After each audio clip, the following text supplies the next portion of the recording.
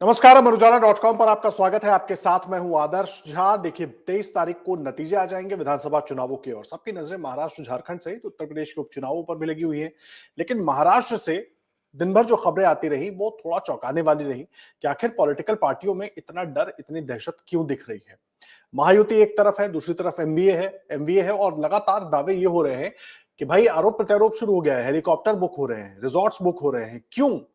मतलब कहां पर टूट का डर है, क्या नतीजे हैं होंगे, उसके बाद क्या स्थिति बनेगी, अभी तो उसमें कम से कम कुछ घंटों का वक्त है। लेकिन बुकिंग चाहे रिजॉर्ट्स की हो, चाहे हेलीकॉप्टर्स की हो, वो पहले ही शुरू हो चुकी है। इसको लेकर आरोप प्रत्यारोप भी हो रहे हैं। आखिर किसको डर है, कौन यहां पर कमजोर कड़ी है, और महाराष्ट्र की जनता ने तो अपना जनादेश दे दिया है, लेकिन पार्टियों का अपना अंदरूनी आकलन क्या कहता है, ये जानना समझना बेहद जरूरी है। क्योंकि आज की रात जो है वो थोड़ी भारी है। कल तो सुबह नतीजे आना शुरू हो जाएंगे, यानी कि 23 तारीख को नतीजे आना शुरू हो जाएंगे। इस पर बात करने के लिए इस वक्त मुंबई से मेरे साथ इकबाल ममदानी साहब, वरिष्ठ पत्रकार, मौजूद हैं। बहुत स्वागत है इकबाल सर आपका अमर उजाला.com पर। सबसे पहले मैं ये जानना चाहूंगा, नतीजे तो 23 तारीख को आएंगे, शनिवार को आएंगे, लेकिन उसके पहले ये जो अचानक हलचल मची हुई है टूट फूट की, इसके पीछे की कहानी क्या है सर? देखिए, सबसे बड़ा मसला ये है कि आपने देखा होगा राज्य के अंदर जो उम्मीदें महाविकास आघाड़ी को थी, हम्म, लेकिन जो सर्वे हम्म, आया है वो उसके बिल्कुल उलट आया है। हम्म, वहीं महाविकास आघाड़ी ये मान रही है इस पूरे मामले के अंदर कि सरकार ज़मीनी तौर पर उन्हीं की बनेगी और आज भी संजय राउत ने कहा कि तकरीबन 160 के जो आस-पास जो सीटें हैं उनको मिल रही है। अब हम्म, इंटरनली डर ये है एक तरीके का कि अगर महायुति को सीटें कम आती है तो ऐसा ना हो कि 26 तारीख यानी अब गवर्नर जो है वो बुला करके राष्ट्रपति शासन लगा सकते हैं, दिन बहुत कम होगा। चूँकि 23 हम्म, तारीख को रिजल्ट आना है, महाराष्ट्र काफ़ी बड़ा है, यूपी के बाद सबसे बड़ा राज्य है। वहाँ जी, से मुंबई लोगों को सर्टिफ़िकेट लेके पहुँचने में काफ़ी वक़्त लगेगा। यानी कि अगर 24 तारीख को निकलते हैं तो उनके पास सिर्फ दिन बचता है 25 का। अगर 25 के अंदर समझौता नहीं होता है, क्योंकि सबसे बड़ा मसला राज्य के अंदर कौन-सी बड़ी पार्टी बनती है, उसके बाद उसका हम्म, मुख्यमंत्री कौन रहेगा, इस तरह की भी महाविकास आघाड़ी में काफ़ी बातें और मीटिंग्स होनी है। इन सारी ही चीज़ों को लेकर के जो अलायंस है वो काफ़ी डरा हुआ है। उनका कहना है कि ऐसा ना हो इस मामले के अंदर कि गवर्नर जो है सबसे पहला बड़ी पार्टी के नाम पर बीजेपी को बुला ले और बीजेपी उनके लोगों को फोड़ने की कोशिश करे, जिसके चलते लगातार ये अपने लोगों को अपने पास लेकर होटल बुकिंग के अंदर लेकर के मुझे ऐसा हम्म, लगता है कि राज्य के बाहर जहाँ-जहाँ कांग्रेस की सरकार है वहाँ शिफ्ट करेंगे। हालाँकि इस हम्म, मामले के अंदर या फिलहाल जो संजय राउत ये मान रहे हैं कि उनकी सरकार आ रही है और वो विजय हो रहे हैं, अलायंस उनका बन रहा है। हम्म, लेकिन एक डर भी उन्हें ज़रूर सता रहा है इस पूरे मामले के अंदर कि हमारे लोगों को फोड़ा जा सकता है, हमारे लोगों पे प्रेशर लाया जा सकता है। जिस तरीके से पिछले दिन अमित शाह ने भी साम, दाम, दंड, भेद सभी चीज़ों की बात की थी कि हम सरकार हम्म, बनाने में सक्षम है और बनाएँगे। हरियाणा भी एक बहुत बड़ा मिसाल रही है कि जिस तरीके से पिछले दिन जो सर्वे था वो अलग बता रहा था, लेकिन रिपोर्ट वहाँ की अलग आई। जो आम जनता का फैसला आया वो अलग आया। इन सारी ही चीज़ों को लेकर के महाविकास आघाड़ी जो है मुझे लगता है कहीं डरी हुई है, लेकिन वो खुल कर के ये बात नहीं कर रही है। उनका बोलना है कि जो लोग आ रहे हैं वो महाराष्ट्र में पहली बार जीत के आ रहे हैं, क्योंकि जूने और हम्म, विधायक नहीं है, इसलिए वो जब महाराष्ट्र पहुँचेंगे तो उनको रहने के लिए यहाँ जगह हमको देनी पड़ेगी। और साथ ही साथ जो उनके कार्यकर्ता है वो भी मौजूद रहेंगे एक जश्न के माहौल का। और दूसरा उनका कहना है कि कई ऐसी हमें प्रेस कॉन्फ्रेंस का और खुशी मनाने के लिए चीज़ें चाहिए, जिसको लेकर के हमने होटल बुक की है। लेकिन मैं आपको सच बताऊँ तो पिछले कई दिनों से महाविकास आघाड़ी के अंदर एक डर सा बना हुआ है कि अगर महायुति को पूरी सीट नहीं मिलती है, हंग असेंबली जैसी परिस्थिति हो जाती है हम्म, और बड़ी ऐसी पार्टी के हिसाब से बीजेपी बड़ी पार्टी बन के आती है, तो गवर्नर जी, ज़ाहिर-सी बात है कि सबसे पहले उन्हीं को बुलाएँगे। जब ठीक उनको है। बुलाएँगे तो कई खेल हो सकते हैं, उन सारी चीज़ों को लेकर के अजीत ये डरे हुए हैं और लगातार होटल्स बुकिंग ठीक भले है, ही की लेकिन गई है, एक चीज लेकिन एक मुझे चीज ऐसा लगता है। इकबाल सर, एक चीज मैं समझना चाहूंगा, ये डर जो है ये दोनों ही तरफ दिख रहा है। इसलिए क्योंकि एक दोनों तरफ जो खेमेबाजी है ना, दोनों ही तरफ तैयारियां पहले से शुरू हो गई हैं। इस डर पर मैं आऊंगा, थोड़ा सा और आप रोशनी डालिएगा, लेकिन पहले मैं समझना चाहूंगा कि मतदान के बाद, ठीक है, जो एग्जिट पोल्स आए, उसी एग्जिट पोल को लेकर हरियाणा विधानसभा, जम्मू कश्मीर विधानसभा चुनाव के दौरान बहुत सारे सवाल उठे। अब एक धड़ा आश्वस्त है, एक धड़ा कह रहा है कि एग्जिट पोल पलट जाएगा, लेकिन उसके बाद पार्टियों ने अपना भी इंटरनल पूरा असेसमेंट किया होगा। क्या कुछ आप लोगों के पास जानकारी है? महाविकास आघाड़ी है, महायुति है, इंटरनल असेसमेंट में कहां पर खड़े हैं ये? देखिए, दोनों ही पार्टी ये दावा कर रही है बहुत बड़े लेवल से कि सरकार उनकी बन रही है। महाविकास हम्म, आघाड़ी का ज़मीनी अगर हम हकीकत देखें, विदर्भ, मराठवाड़ा, हम्म, मुंबई और जो पूना डिस्ट्रिक्ट अगर हम माने तो वहाँ पर महाविकास आघाड़ी जो ज़मीनी हमने देखा है, जो सर्वे हमने किया, तो मुझे लगता है कि महाविकास आघाड़ी वहाँ एज हासिल कर रही है। वहीं हम्म, कोंकण बेल्ट में और खास हम्म। करके नासिक इलाके के अंदर महायुति को एज मिल सकता है। नागपुर के अंदर भी काफ़ी टक्कर की लड़ाई है। लेकिन जो सर्वे आया है वो बिल्कुल सोच के विपरीत आया है, जो मुद्दे हैं उसके विपरीत आया है। इसके लिए मुझे भी लगता है कि अगर इस तरह के हालात पैदा होंगे तो हमारे को भी एक बार भ्रमण करना और इस तरह बहुत अपने आप में समझना पड़ेगा इस मामले के हम्म। अंदर कि ऐसी कौन-सी हम्म। चीज़ें हैं जो समझ नहीं पाए लोगों की। तो जी। अजीत जी ये कहना अभी बहुत जल्दबाजी होगी। हालाँकि महायुति एक तरीके से ये कन्फर्म दावा कर रही है कि जो लाडली बहना योजना है, वो उनके लिए बहुत कारगर साबित होगी। वहीं हम्म। महाविकास आघाड़ी किसानों के मुद्दों को लेकर के ये एकदम निश्चित है कि वो उस मामले को लेकर के आगे आएगी। वहीं शहरों की अगर हम बात करें तो वहाँ लोगों की रोज़गार, महँगाई इन सभी चीज़ों पर परेशान है। तो दोनों ही ये पार्टी को अपने आप पे एक उम्मीद है कि कल बहुत बड़े हम्म। मामले का लेवल से उनकी जो आघाड़ी है वो जीत कर के आएगी अजीत।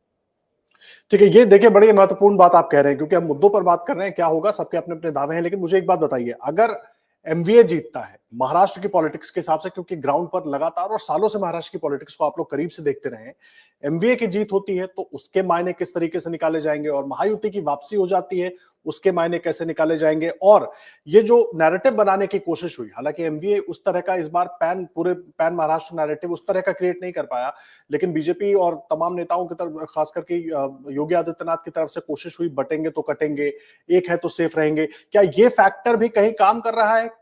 ये मैं इसलिए पूछ रहा हूं आपसे क्योंकि महाराष्ट्र का सोशल फैब्रिक थोड़ा डिफरेंट है, उसमें ये कितना कारगर हो पाएगा? देखिए ये मुझे लगता है कि ये नारा चला नहीं है जिसके चलते ही हम्म। प्रधानमंत्री मोदी जी को नारा जो है एक है तो सेफ आकर के बदलना पड़ा। हम्म। क्योंकि महाराष्ट्र जो है वो शिवाजी महाराज, ज्योतिबा फुले, डॉक्टर जी। भीमराव अंबेडकर, शाहू महाराज ऐसे लोगों की ये धरती है जहाँ इस तरह के मुद्दे नहीं चलते। जो यही एक हम्म। कारण था जिसको लेकर के सबसे पहले पंकजा मुंडे, अ, अशोक चौहान ऐसे बड़े-बड़े लीडर्स ने जो है इन सारे नारों को मना कर दिया। उनका कहना था कि इस तरह के नारे नहीं चलेंगे। वहीं अगर हम बात करें नितिन गडकरी की, नितिन गडकरी एक बहुत बड़ा चेहरा है महाराष्ट्र का। हम्म। उन्होंने भी साफ तरीके से एक तरीके से देखने जाओ तो नारे का समर्थन नहीं किया। हालाँकि ये कहा उन्होंने कि नारे में ऐसी कोई खराबी नहीं है। लेकिन अगर उनके एक प्रचार सभा में देखेंगे जहाँ उन्होंने ये कहा है कि पार्टी के अंदर कई ऐसे बाहरी लोग हैं जो आगे पार्टी को नुकसान दे सकते हैं। जिस तरीके से खेती जो है वो लगातार बढ़ती है, वहाँ खेती जैसे-जैसे बढ़ती जाती है, कीटनाशक जो है वो फैलते जाते हैं, तो वहाँ कीटनाशक हम्म। दवाई डाली जाती है। तो साफ तौर पर उनका मैसेज ये देने का तरीका था कि जो आने वाले दिनों के अंदर हालात बीजेपी को लेकर के होने वाले हैं, उस पे कहीं पाबंदी हम्म। लगानी पड़ेगी। ये एक हम्म। मैसेज देने की कोशिश की गई थी, खास करके नितिन गडकरी की तरफ से। इसी तरीके से महाराष्ट्र के अंदर आप देखो कि अगर कटेंगे तो बटोगे जैसे हालात नहीं है, इसीलिए मुझे ऐसा लगता हम्म। है, जो मेरी जानकारी है कि हम्म। प्रधानमंत्री की 9 रैलियाँ आरएसएस ने कैंसल कराई है। अमित शाह जो कि नागपुर पहुँचे थे, लेकिन उन्हें हम्म। वहाँ प्रचार करने नहीं दिया गया। पिछले अगर लोकसभा इलेक्शंस की हम बात करें, तकरीबन 18 जगह पर प्रधानमंत्री नरेंद्र मोदी की सभाएँ हुई, लेकिन मुझे लगता है कि 16 या 17 जगह बीजेपी को हार का सामना करना पड़ा। जी। तो बीजेपी अब ये समझ रही है कि इस तरह के नारों को लेकर के या प्रधानमंत्री या गृह मंत्री के जो विजिट्स है उसको लेकर के उन्हें नुकसान हो रहा है। एक फायदा हम्म। जो सबसे बड़ा इस बार है वो ये है कि जो लोकसभा में नहीं था, लोकसभा में आरएसएस जो है वो ज़मीनी मेहनत नहीं कर रही थी। इस बार हम्म। आप हम्म। पूरी चीज़ों को देखेंगे तो आरएसएस भी एक तरह खुल करके इस मेहनत में लग गई है। मुंबई के अंदर तकरीबन 3000 जी। से ज़्यादा लोग जो है इस वक़्त काम कर रहे हैं। नागपुर और महाराष्ट्र के अलग-अलग जगह पे इस तरह के काम कर रहे हैं। वहीं नितिन गडकरी और देवेंद्र फडणवीस के अंदर बहुत बड़ी दुश्मनी मानी जाती थी, लेकिन पिछले दिनों तकरीबन 3 से 4 घंटे तक उनकी बैठक हुई, जिसके बाद देवेंद्र फडणवीस और उनमें समझौता हुआ। आपने देखा कुछ सभाएँ तकरीबन महाराष्ट्र के अलग-अलग मराठवाड़ा, विदर्भ के अंदर नितिन गडकरी ने की। तो नितिन गडकरी जो है विदर्भ के अंदर एक बहुत बड़ा नाम, बड़ी चीज़ें पकड़ रखते हैं। तो मुझे लगता है कि अगर नितिन गडकरी वहाँ मेहनत करेंगे, तो एक बड़े नेता के नाम पर है। क्योंकि जिस तरीके से हम्म। वहाँ कांग्रेस का एक गढ़ होने के बाद में 2014 के बाद लगातार वो मार खाते आए थे, लेकिन पिछले दिनों लोकसभा में हमने देखा कि विदर्भ फिर एक बार कांग्रेस के पाले में आने लगा। लेकिन वहाँ पर भी जो सीट सबसे 10 सीटों में से तकरीबन 3 ऐसी सीट है जो बचाने में वो सफल हुए, जिसके अंदर एक खुद की नितिन गडकरी की है, जी। एक प्रकाश आंबेडकर जो जहाँ खड़े हुए तकरीबन 1 लाख से ज़्यादा वोटें लिए, वो एक फेवर मिला बीजेपी को। और एक सीट जो शिवसेना अपनी गलती से जो लगातार मना किया जा रहा था हम्म। कि ये कैंडिडेट जीत नहीं सकता है, लेकिन वो उसको जबरन दी गई, वहाँ एक मार पड़ी। तो इस तरीके से अगर हम देखेंगे तो विदर्भ मराठवाड़े में बहुत बड़ा नुकसान महायुति को हुआ है, ठीक है। इसी तरीके से।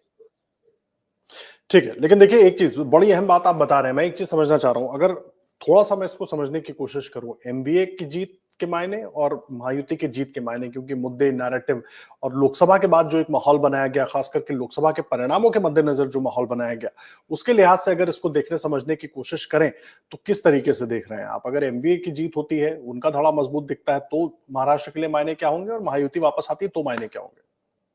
देखिए, दोनों ही अगर हम ज़्यादा दूर ना जाए, 2024 की बात करें, तो बहुत बड़ा अंतर नहीं है वोटिंग का। हम्म।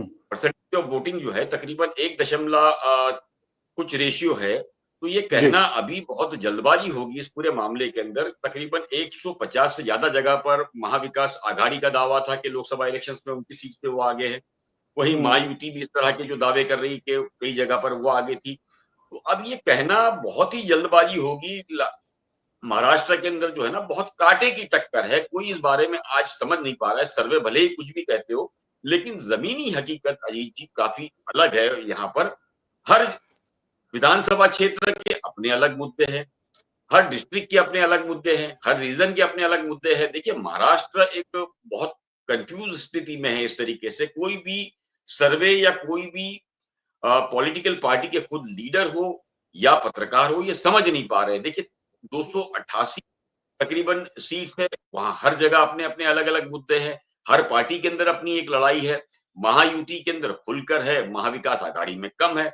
महाविकास आघाड़ी जो है वो अस्तित्व की लड़ाई लड़ रहा है, तो वो जो है खामोशी से लड़ रहा है कि उनका मानना है कि किसी तरीके से अगर वो कुछ विरोध एक-दूसरे का करने जाते हैं, तो बहुत बड़ी दिक्कतों का सामना करना पड़ता है। वहीं महायुति के अंदर आप देख सकते हैं कि जिस तरीके से पिछली बार सत्ता को तोड़ करके अजीत दादा पवार और एकनाथ शिंदे को अपने साथ जोड़ा गया था। जी। मुख्यमंत्री जो है एकनाथ शिंदे को बनाया गया था, कुछ आपसी दुश्मनी के चलते जी। देवेंद्र फडणवीस को साइडलाइन भी किया गया। तो इस पूरे सिनेरियो को अगर देखेंगे तो लाडली बहना की पूरी क्रेडिट जो है वो एकनाथ शिंदे खाने के मूड में है। उनका कहना है हम्म। कि उनके चलते महाराष्ट्र के अंदर इतना रिस्पॉन्स उन्हें मिल रहा है। और जो कल अगर हम इलेक्शन कमीशन की बात मारे तो महिलाएं काफ़ी बाहर निकली है वोटिंग के, वोटिंग परसेंटेज भी काफ़ी बढ़िया हुआ है। तो इन सारी चीज़ों को लेकर के शिवसेना एकनाथ की अलग कहानी है। वहीं अजीत दादा पवार ये मान रहे हैं कि वो खुद अपने आप में एक बड़ा रोल अदा कर सकते हैं, किंग मेकर बन सकते हैं। वहीं देवेंद्र फडणवीस की कोशिश ये है पूरे अगर सिनेरियो को देखोगे तो तकरीबन 150 के आसपास वो सीट लड़ रही है, तो उनका ये कैलकुलेशन है तकरीबन 100 या 105 के आसपास वो सीट्स जो है जीत सकते हैं, तो वो सबसे बड़ी पार्टी होगी। तो इस पूरे सिनेरियो में अगर मुझे लगता है कि बीजेपी 90 प्लस करती है, तो आप ये मानिए कि सरकार जो है वो फिर साम-दाम, दंड-भेद किसी भी तरीके हम्म। से वो हम्म। बीजेपी अपने अलायंस को लेके बना लेगी। लेकिन ज़मीनी हकीकत के चलते मुझे इस तरह के हालात नज़र नहीं आ रहे। वहीं ठीक है। महाविकास आघाड़ी जो है, जी। वो लगातार कोशिश कर रही है इस पूरे मामले के अंदर कि जो विदर्भ और मराठवाड़ा है, जहाँ किसान के मुद्दे हैं, कपास, सोयाबीन के मुद्दे हैं, उसे पूरी हम्म। तरीके से उठाया जाए, उसे भुनाया जाए, जो कि लोकसभा में नहीं हम्म। थे। लोकसभा में संविधान का मसला था। हाँ। संविधान का मसला अभी भी हमको ऐसा संविधान लगता है आरक्षण। कि खत्म हो चुका है, लेकिन कई ऐसे जगह पर मुझे लगता है कि लोग अभी भी उस मसले को भूले नहीं है। क्योंकि जिस हम्म। तरीके से पिछले दिनों राहुल गांधी ने किताब लहराई थी, संविधान की वहाँ अर्बन नक्सल और इस तरह की बातें विपक्ष ने अपना सत्ता पक्ष ने करनी शुरू कर दी। आपने जी। देखा तुरंत काउंटर जो है विपक्ष ने और राहुल गांधी और कांग्रेस ने किया कि ये संविधान को जो है वो डॉक्टर बाबा साहेब आंबेडकर को वो नक्सल बताने की कोशिश कर रहे थे। ये जो इस हम्म। तरह का आरोप प्रत्यारोप का दौर अब भी जो इलेक्शन से पहले चलता रहा, हालाँकि अब ये सारी चीज़ें मशीन में कैद हो गई है। तो ये इतना मतलब बहुत जल्द होगा कहना कि ये महाविकास आघाड़ी एच पा रही है या महायुति सरकार बना रही है। हाँ, लेकिन ज़मीनी हकीकत जो अब तक नज़र आ रही थी, उसमें ये हम्म। नज़र आ रहा था कि महाविकास आघाड़ी को एज इसलिए है क्योंकि शरद पवार जो है वो उन्होंने अपना एक इमोशनल कार्ड खेला है ये बता कर हम्म। के कि उनका आखिरी इलेक्शंस है और मेरे परिवार को तोड़ा गया है, मेरी पार्टी को तोड़ा गया है, मेरा सिंबल ले जी। लिया गया है, मेरी पार्टी के नाम ले लिए गए। वहीं उद्धव ठाकरे ने भी इसी तरह के आरोप लगाए और ये कहा है नहीं, कि देखिए आप मराठा पार्टियों की चर्चा कर रहे हैं तो बात इसी में जोड़ देता हूं मैं। इकबाल साहब, आप पार्टियों की बात कर रहे हैं, इसी में जोड़ देता हूं, क्योंकि ये बड़े देर से मेरे मन में ये सवाल चल रहा था, क्योंकि विधानसभा लोकसभा चुनाव से थोड़ा अलग, विधानसभा चुनाव ज्यादा ग्रास रूट का चुनाव है। तो असली नकली की लड़ाई और असली नकली की मान्यता यहां पर जनता तय करने वाली है। इस नजरिए से देख सकते हैं इसको, वो चाहे शिवसेना की बात करें दोनों गुटों की, चाहे एनसीपी की बात करें। देखिए ये इस तरह नहीं है लेकिन भले ही हाँ। सारे ही लोग बोल रहे हो कि असली कौन नकली कौन, लेकिन हम्म। तो अलग-अलग चीज़ें हैं। जहाँ पर शिवसेना की बात करें तो शिवसेना का एक बहुत बड़ा धड़ा है, ये मान रहा है कि उद्धव ठाकरे जो है वो हुँ, बीजेपी के साथ ना जाकर के उन्होंने गलती की, क्योंकि हुँ, उद्धव बाला साहब ठाकरे का ये सपना था हिंदुत्व। लेकिन मैं आपको हुँ, बताऊँ, शिवसेना जो पार्टी बनाई गई थी वो मराठी अस्मिता को लेकर के बनाई हुँ, गई। जी, महाराष्ट्र के अंदर मराठी अस्मिता उस वक़्त जब बनी थी, जब साउथ का एक बहुत बड़ा हिस्सा तबका जो है हुँ, मुंबई के अंदर लगातार नौकरी और इन चीज़ों में पाने के लिए था, तब हटाओ लूँगी, बजाओ पूँगी, इस तरह के नारे से शिवसेना की पार्टी बनी थी। 1960 के अंदर जब महाराष्ट्र के अंदर गुजरात साथ था, तब मुंबई स्टेट था। मुंबई स्टेट जब अलग हुआ इस पूरे मामले से, तभी गुजराती फैक्टर होना शुरू हुआ। इस बार भी हम देख रहे हैं गुजराती फैक्टर, साउथ फैक्टर तो अब खत्म हो चुका है, लेकिन गुजराती फैक्टर कहीं न कहीं आया है। तो हुँ, ये अस्मिता की लड़ाई से ही शिवसेना बनी थी और इसी चीज़ को लेकर के लगातार उद्धव ठाकरे लोगों को मराठी अस्मिता की बात कर रहे हैं, मराठियों को तोड़ने की बात कर रहे हैं, कि किस तरीके से गुजराती जो नेता है उन्होंने राज करने के लिए अपने लोगों को तोड़ा है, दूसरा किस तरीके से महाराष्ट्र में आने वाले प्रोजेक्ट गुजरात तक भेज रहे हैं, इस तरह की लड़ाई को लेकर कर रहे हैं। वहीं एकनाथ शिंदे का कहना है कि और अपना राज ठाकरे का ये कहना है कि बाला साहब ठाकरे ने कहा था कि ये मैंने पार्टी कांग्रेस के खिलाफ बनाई है, जिस दिन मैं कांग्रेस हुँ, के साथ समझौता कर लूँगा, उस दिन इस पार्टी को खत्म कर दूँगा। तो ठीक ये है, दोनों अलग-अलग चीज़ें, जहाँ एक एक हिंदुत्व की बात कर रहे हैं और एक अभी उद्धव ठाकरे जो है वो इमोशनल कार्ड खेल रहे हैं। दूसरा इमोशनल ठीक है, कार्ड जो है पिछले दिनों जिस तरीके से नरेंद्र मोदी ने उन्हें नकली बेटे के नाम पर कहा था, तो आपने देखा जी। कि उस पर अ, उद्धव ठाकरे ने कहा कि मेरे पिता पर और मेरी माता पर लांछन लगाया गया। तो ये आरोप-प्रत्यारोप लगातार चल रहा है, हिंदुत्व का मुद्दा अब कल ये साफ हो पाएगा कि जो लड़ाई हुई है, जो जीत हुई है, वो हिंदुत्व के मुद्दे पे हुई है या विकास के मुद्दे पे? जी। ये बड़ी अहम बात आपने कही है। अच्छा, एक बात और मैं आपसे जानना चाहूँगा एक बार साहब, क्योंकि देखिए अब लगातार जब से चुनाव खत्म हुए मतलब मतदान खत्म हुए उसके बाद मुख्यमंत्री के चेहरे को लेकर बड़ी खींचतान होने लगी। उधर अजीत पवार के तो पोस्टर भी लग गए हैं, इधर महायुति में भी पहले से ही आप महाराष्ट्र की राजनीति को बहुत करीब से आप लोग देख रहे हैं और वहीं पर मौजूद हैं। किस तरीके की खींचतान वो चाहे देवेंद्र फडणवीस का चेहरा हो, चाहे एकनाथ शिंदे का चेहरा हो और भी तमाम नेता। कहा तो ये भी जा रहा है कि कहीं उस लाइन में विनोद तावड़े आगे ना आ जाएँ इसलिए गैरों ने नहीं, अपनों ने ही उनको परेशान करने के लिए इस तरह की जो कुछ हुआ उनके साथ उसके पीछे अपनों का ही हाथ बता रहे हैं लोग। देखिए, विनोद विनोद तावड़े और देवेंद्र फडणवीस की जो दुश्मनी है, वो महाराष्ट्र के अंदर बहुत चर्चित दुश्मनी है। हुँ, सिर्फ विनोद तावड़े लॉबी नहीं, हम कहेंगे कि आशीष शेलार भी उसके अंदर एक बड़ा नाम है, जो कि अभी मुंबई अध्यक्ष है। और ऐसा हुँ, कहा जा रहा है कि जो उस वक़्त उस दिन रेड हुई है, उसके अंदर बीजेपी के एक बड़े नेता की जो बात कर रहे हैं, अगर आप प्रेस कॉन्फ्रेंस देखेंगे, हितेंद्र ठाकुर हुँ, की अप्पा जिसे कहा जाता है, तो हुँ, वहाँ उसने कहा कि मुझे बीजेपी के सीनियर लीडर ने मैसेज बताया कि वहाँ पैसे बाँटे जा रहे हैं। तो ये माना जा रहा है कि शायद इंटेलिजेंस रिपोर्ट या जो भी हो उसको लेकर के हुँ, फडणवीस ने जो है वो मैसेज भेजा है। क्योंकि अप्पा की और देवेंद्र फडणवीस के रिश्ते जो है बहुत अच्छे और बहुत गहरे माने जाते हैं।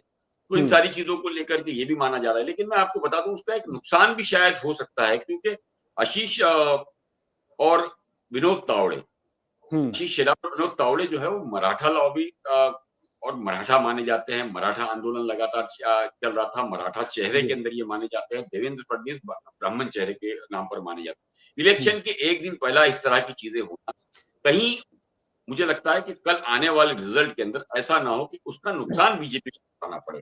अजीत। हुँ।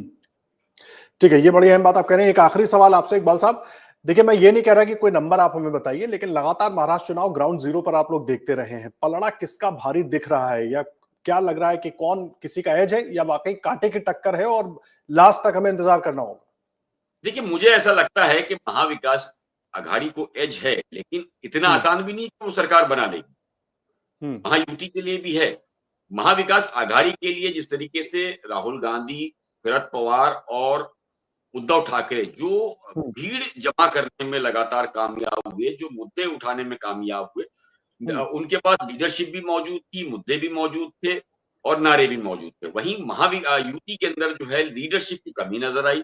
नारे हुँ, बटोगे तो कटोगे जैसे वही पिछले 10-12 साल से जो लोग सुन रहे हैं, और मुझे लगता है लोग थोड़े से बहुत हद तक ऊब भी गए हैं। जो युवा पीढ़ी है हुँ, वो शायद इस तरह के नारों को पसंद नहीं कर रही, क्योंकि वो रोज़गार के जी, मुद्दे को देखती है। अजीत दादा पवार हर शो के अंदर आपने देखा होगा कि वो उलझे हुए रहे, कहीं बारामती की सीट को बचाने के लिए, तो कभी अपने आप को बचाने के लिए, अपने मुद्दों को लेकर के, तो महायुति अपने मुद्दों में उलझी रही। तो मुझे लगता है कि थोड़ा एज जो है वो इस तरह का हो सकता है कि महाविकास आघाड़ी को हो, और मुझे जो चांसेस लग रहा है वो हंग असेंबली का भी लग रहा है। हम्म। ऐसे ही मुझे उम्मीद है, जो हालात मुझे दिख रहे हैं जी। ठीक है, देखेंगे क्योंकि अब बहुत इंतजार नहीं करना है और शनिवार सुबह नतीजे आने शुरू हो जाएंगे और तब भी हम कोशिश करेंगे कि इकबाल साहब को अपने साथ जोड़ें और नतीजों में जो कुछ दिखता है उस पर भी चर्चा करें, उसके भी मायनों को समझेंगे। बहुत धन्यवाद इकबाल ममदानी साहब हमारे साथ जुड़ने के लिए और जो महाराष्ट्र चुनाव को लेकर पूरी परिस्थिति बन रही है दर्शकों के सामने, उसको लेकर पूरी बात रखने के लिए, क्या पीछे की कहानियां हैं, जो तमाम आरोप प्रत्यारोप हो रहे हैं, रिजॉर्ट पॉलिटिक्स जो हो रही है उसको लेकर पूरी बात बताने के लिए बहुत धन्यवाद इकबाल सर आपका हमारे साथ जुड़ने के लिए। सो और मच। आप भी देश दुनिया के हर बड़ी और जरूरी खबर के लिए अमर उजाला .com पर हमारे साथ बने रहिए। धन्यवाद।